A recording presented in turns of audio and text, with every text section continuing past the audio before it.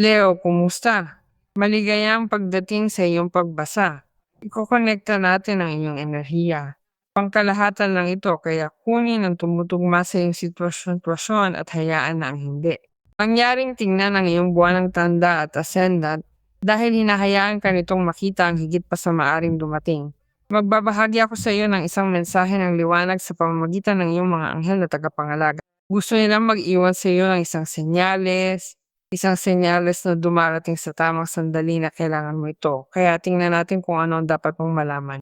Bueno, ang dapat mong malaman ay pagkatapos ng isang sandali na parang paghinto, di ba, ng pagsasakripisyo, darating ang dakilang sandali ng paglawak dahil mayroon kang card na nagpapahiwatig sa atin na nagtrabaho ka ng husto hanggang sa sandaling ito at ang iyong pagsisikap, di ba, ang iyong dedikasyon, ang iyong pagbibigay ay makikita na may mataas na gantimpala. Dumarating ang mga araw na napaka-interesante at napakapaborable kung saan nagsisimula mo mapagtanto na ang mga bagay na ginagawa mo at ang pagsasakripisyo na inilaan mo rin sa usaping ito, di ba? Ang pagsasakripisyong dinaanan mo, mas mabuting sabihin, ay nagbibigay sa iyo ng malaking gantimpala. Nagsisimula kang makaramdam ng mas sigurado o mas ligtas ka rin syempre sa aspetong pang-ekonomiya. Nararamdaman ko na ang maaari mo ring maramdaman ay ang kasiyahan ng isang trabahong mahusay na nagawa dahil ipinagkakaloob sa iyo ang sandaling iyon na parang biyaya o ang sandaling iyon na parang isang karapat-dapat na pahinga para sa kasiyahan at pag-enjoy. At maaaring ito ay isang sandali ng maikling bakasyon, maaaring isang katapusan ng linggo na ganap na relax, o ang paglalaan ng isang araw o 2 araw para sa iyong sarili. Kahit ano pa man, mayroon kang malaking dahilan para ipagdiwang ang isang kaganapan din na maaaring magulat sa iyo ng husto at nagmumula sa kasaganaan sa pananalapi na hindi ko alam kung masyadong hindi inaasahan. Dahil nakikita-kita na ang lahat ng ito ay naging sulit, ang pagsasakripisyo ay naging sulit, ang pangako ay naging sulit, ang paghihintay, dahil nariyan ang card ng The Hanged Man. Kaya nagkaroon ka ng mga sandali ng matinding pagkabalisa. Ito, nagkaroon ka rin ng mga sandali ng matinding paghihirap at naramdaman mo sa maraming pagkakataon na parang biktima ka ng lahat ng mga pangyayaring ito. Ngunit ngayon sinasabi sa iyo ng buhay na ang mga sakripisyong ginawa mo ay talagang naging sulit. Sa katunayan, ito ay isang sandali kung saan kailangan mong kilalanin na ang buhay ay nagpapakita sa iyo ng ibang paraan, di ba? Nagpapakita ito sa iyo ng ibang anyo, ipinapakita nito sa iyo ang mga bagay mula sa ibang anggulo. At sa katunayan, mahahanap mo ang karunungan upang makita ang higit pa sa kung ano ang ipinapakita sa iyo, ang ebidensyang ito na maaari mong naiintindihan bilang ang nakikita mo, di ba? Dahil napagtanto mo ng walang paligoy-ligoy na mayroon kang walang hanggang mga posibilidad sa literal.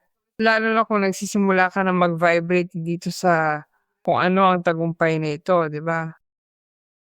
At hindi ka na nag-alala. Ibig sabihin, nagpapahinga ka dahil nakikita mo nagsisimulang bumukas ang ilang mga pinto at pagkakataon. Ang pahinga na kukunin mo na maaring isang pahinga para sa kasiyahan, hindi ko inaalis na ito ay isang pahinga para tukuyin ang mga layunin. Kaya kahit na sa sandaling ito ay nakahinto ka, nakakaramdam ka na parang walang nangyayaring interesante sa iyong buhay. Ang sinasabi ko sa iyo ang iyong ninanais. Ngunit hindi pa ito dumarating. Hindi ito pagsasayang ng oras, bagkus. Ito ay isang pansamantalang paghinto na lubhang kapakipakinabang. At mapagtanto mo kung bakit sa napakaikling panahon ay mapapakinabangan mo rin ang lahat ng ito kahit na hindi nangyayari ang sinasabi ko o ang lahat ay parang tahimik, 'di ba? Dahil ito ang The Hanged Man. Ang The Hanged Man ay isang card na lubhang nagbabago na naghahanda sa atin para sa mga dakilang simula. At nagbibigay din ito sa atin ng malaking balik dahil sa pagpapaliban ng mga bagay sa pagsasakripisyo ng iba at sa maraming pagkakataon ito ay para sa kapakinabangan ng ibang tao o para ng may kamalayan sa ating sariling kapakinabangan, di ba? Dahil, bueno, kung minsan kailangan gumawa ng ilang sakripisyo o pagtanggi upang makakuha ng dakilang mga tagumpay. Para kang naghahanda para tumanggap ng malaking halaga ng pera at marahil ay alam mo ito. Para kang gumawa ng isang malaking pamumuhunan at nakakuha ka roon ng isang malaking premyo dahil naroon ang balitang iyon o ang vatisinyo, prediksyon na sinasabi sa iyo ng mga anghel na tagapangalaga. Itaas mo ang iyong mga braso. Ngayon ay mararamdaman mong nagtagumpay ka. Tatanggap ka ng isang bagay na hindi mo inaasahan. Tatanggap ka ng malaking halaga ng pera, isang panukala, hindi ko alam, isang regalo, isang alyansa, isang pangako, isang samahan, isang kliyente, isang negosasyon, isang kalakalan, isang sitwasyon ng kalakalan, isang aktibidad na pangkomersyo, isang pagbili. Kung ano pa man dahil ito ay nakatali sa kung ano ang maaaring maging kaligayahan na nalilikha ng card na ito na siyang card ng Apat of Wands na siyang dahilan ng pagdiriwang na nagiging dahilan upang maging konektado ito sa kung ano ang maaaring maging isang mahusay na pagbili hanggang sa kapanganakan ng isang bata sa ilang mga kaso, isang pangakong magkapareha o isang bagay na mahalaga, 'di ba? Ang pagtatayo ng isang bahay, ang pinapangarap na negosyo, ang pagbubukas ng isang kumpanya. Ang puhunang iyon ay talagang nagbunga ng malaki at makikita mo rin ito agad, pati na ang sakripisyo mo. May nangangailangan sa iyo ngayon, sabi nito. May nangangailangan sa iyo, Leo. Kailangan ka para sa kabutihan, tiyak, di ba? Dahil malinaw naman doon ito sa sandali ng pagsasakripisyo, maari kang nakatuon dito, di ba? At iniwan mo ang ilang mga bagay na, bueno, sa paano man ito ay kinabibilangan din ng ibang mga tao, di ba? Ang pagsasakripisyo ay ginagawa rin ng ibang mga tao. At sinasabi nito na may nangangailangan sa iyo ngayon dahil ang mga bagay ay nagsisimulang mag-ayos upang maibigay mo ang oras, pagmamahal, dedikasyon, o kung ano pa man sa taong iyon na napagtatanto mong kailangan. Maaring isang anak, doon ay tumagilid ang card ng The Chariot, o maaring ibang uri ng tao. Bueno, ang tagumpay ay garantisado para sa iyo. Kaya naman nahuhulaan kung ano ang tagumpay, ang kaluwalhatian at ang kasaganaan. Milyonaryong kita. Bueno, hindi ko alam kung anong uri. Ngunit ang lahat ay gumagalaw. Tumingin ka, naroon ang Queen of Coins na naghihintay nito, naghihintay sa card ng coins at ang Tatlo of Wands na siyang dakilang pamumulaklak na may paglawak sa hinaharap. Kailangan mong magpalawak, magpakilala sa labas dahil magbabago ang takbo ng buhay mo sa susunod na mga araw. Garantisadong panalo ka dahil nalalampasan mo na ang malaking hadlang. Una sa lahat, ang balakid ng pakiramdam na naroon sa nakahintong sitwasyong iyon, ngunit ang lahat ng mga balakid na iyon na nabuo, mga abala, na hindi mo nagawang makipagtagpo sa dakilang kayamanan na nakikita ko. Ang hinaharap na milyonaryo, ang hinaharap na milyonarya ng Leo, ang tagumpay ay abutin para sa iyo, ang determinasyon. Ibig sabihin, nagmumula ito sa determinasyon at lakas ng loob upang kontrolin ang isang bagay, di ba? Hindi ako kayaan nito, hindi ako matatalo nito. Kung ang layunin ko ay maging milyonaryo, magkaroon ng negosyong iyon, makuha ang kliyenteng iyon, makuha ang taong iyon, hindi ko alam, magpatakbo ng ibang uri ng estruktura sa aking buhay, magpatuloy ng isang routine hanggang sa makuha ko ang gusto ko, kailangan kong mag-focus at makakamit ko ito, at malalampasan ko ang lahat ng mga balakid. Mga balakid na nasa harap ko dahil alam ko na ang naghihintay sa akin ay ang dakilang tagumpay ay ang korona ng pinakadakilang tagumpay. Mayroon ding katotohanan na ginagarantiyahan din ng iyong mental na pag-unawa, ang kapayapaan sa iyong panig na ginagawa mo ang mga bagay ng tama. Ang katotohanan na maaaring sabihin sa iyo ng ibang tao na sumusuporta sa iyo at gumagawa upang magkaroon ka rin ng katiyakan sa iyong ginagawa. Sinasabi nito sa akin na ang iyong ulo ay nagsisimulang kumilos sa ibang paraan patungkol sa kung ano ang maaring pagbibigay ng kahalagahan sa isang mas rasyonal at lohikal na paraan sa usaping iyon at magkaroon ng lakas na, bueno, mag-unawa, pumili, makipag-usap, huwag hayaang madala ng damdamin, huwag hayaang madala ng damdamin, at sa iyo na lang at direkta sa iyo.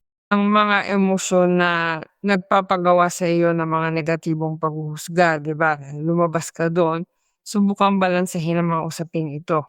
Napakahusay ng iyong payo kung iyon ang kaso, sa dami ng galaw at dami ng usapin ay maaaring kailangan mo ring magpakonsulta sa legal na antas o sa antas ng ekonomiya o sa antas ng pananalapi o kung ano pa man. At naroon ang isang King of Swords na, aba, ay isang taong tunay na alam ang kanyang sinasabi. At mayroon kang mga bagay na nagsisimula ring gumalaw ng napakabilis. Pero alam mo ba kung ano ang gusto ko rito? Ito ay dahil ikaw ay maghahatid ng mga bagay mula sa iyong katotohanan. Magkakaroon ka ng mental na kalinawan upang ibaba ang mga kaisipan ng malinaw sa pamamagitan ng iyong mga salita at maging sapat na nakakakumbinsi upang makuha ang gusto mo. At hindi mahalaga kung kanino mo kailangang makipag-usap, tiyak na ang mga malalaking pagbabago na nagbubukas ng mga pinto sa mga pagkakataon na makikita mo ay malalaman mo kung paano samantalahin ang sandali at sumabak. Ang mga ito rin ang nagdadala sa iyo ng maginhawa upang makipag-usap sa taong kailangan mong kausapin, sa paraang malakas, sa paraang mapamilit at desidido. Dahil alam mo na wala ng iba, nakukuha mo ang gusto mo at hindi mahalaga kung ano ang gusto mo, masisiguro ko sa iyo na gusto mo ito at ang lahat ay gumagalaw ng tunay na mabilis. Sa katunayan, ang mga usapin na may kinalaman sa paglago para sa iyong buhay na direktang nakaugnay sa pamilya, sa mga anak, sa pag-aalaga sa iyong mga anak, sa iyong mga pangangailangan sa araw-araw, ang mga pangangailangan ng mga taong kasama mo, na nakatira kasama mo, na nakadepende sa iyo o sa iyong personal na buhay. Walang nakadepende sa iyo. Aba, hindi mahalaga sa iyo, di ba? Sinasabi nito sa akin na nagsisimula kang lumikha ng isang responsable at matatag na sistema na nagpapahanap sa iyo roon, sa iyong mga kamay, ng kung ano ang maaari mong naiintindihan ngayon na kulang sa iyo. Ngunit mayroon ka ring isang tao na nag-aalaga sa iyo. Ibig sabihin, parang nakabantay siya na walang kulang sa iyo, na gusto ang iyong kagalingan. At maaaring magkaroon ka ng isang mapagpasyang pag-uusap sa isa sa mga kaso, itsak sa apat of wands na iyon, kung saan may isang tao na gustong mangako mula sa kung ano ang katapatan, ang estruktura, ang katatagan, ang kaayusan sa pananalapi, ang kaayusan sa emosyon, at na nagpapatunay din ng malaki sa katanawan at katotohanan ng lahat ng ito, at sumusuporta sa iyo sa sandaling ito ng labis na kasaganaan, kayamanan at kaunlaran. At isa rin itong tao na mapagkakatiwalaan mo ng husto sa mga usapin ng pakikipagnegosasyon dahil mayroon din dito isang panukala ng paglalakbay, mayroong panukala ng paglipat ng bahay, mayroong panukala ng pagsulong sa kung ano ang maaari ring maging mga pananaw sa hinaharap. Hindi, bueno, kailangan nating mag-ayos dahil gusto nating kumuha ng ilang ilang negosyo. Oo, nakakamit natin ito, ngunit gusto kong lumawak, gusto kong ipakita ang aking sarili, gusto kong lumago ang aking tatak. Halimbawa, yun ay 3 of wands. Ang aking pananaw sa hinaharap ay dapat na maayos na organisado upang ito ay lumitaw, at ang sistemang ito ay maaari kong patuloy na i-replicate at maaari nitong patuloy na ibigay sa akin ng mga kita. Sa katunayan, sumusulong ako ng may kumpiyansa sa sandaling ito, nararamdaman kong malaya ako dahil ang tagumpay ay sumasama sa akin. Mayroon akong The Chariot at bukod pa rito ay nakakamit ko ang gusto ko sa kontekstong gusto ko, pumipili ng maginhawa, at ang aking pinipili ay nagbibigay sa akin ng mga resulta. At ito ang gantimpala ng pagsasakripisyo, ito ang gantimpala ng iyong malaking halaga ng pera o ng iyong malaking negosyo, dahil ito ang nakikita ko para sa iyo, ang mga hinaharap na milyonaryo, Leo. Bueno, tingnan natin kung ano ang sinasabi sa atin ng mga gabay. Wow! Napakalakas nito, Leo. 11. Tingnan mo na ang numerong ito ay hindi lumalabas. Ang card na ito ay hindi lumalabas at halos hindi kailanman lumalabas sa alinman sa mga orakulo ng numerolohiya. Narito ang mensahe. 11, napakapositibong enerhiya. Paalala ito na mag-focus sa iyong mga misiin. Nasa tamang landas ka at sadyang kumikilos ang universo para sa iyong tagumpay. I visualize ang iyong buhay na puno ng positivity at labis na kasaganaan. Magtiwala na ikaw ay ginagabayan patungo sa isang landas ng motibasyon, mga panloob na bugso. Hinihiling ko sa iyo na payagan ng iyong sarili na tanggapin ang mga enerhiyang ito, patuloy na sumulong sa iyong espiritual na koneksyon at ipahayag. Ngayon ako ay mayaman. Ito ang sinasabi sa akin na dapat kong sabihin sa iyo, ngayon ako ay mayaman. Leo, ngayon ako ay mayaman. Mangyaring magtiwala upang ang kayamanang ito ay dumating sa iyong buhay at manatili sa iyo sa lahat ng oras na pinapayagan mo ito. Lahat ng mga pagpapala para sa iyo, Leo,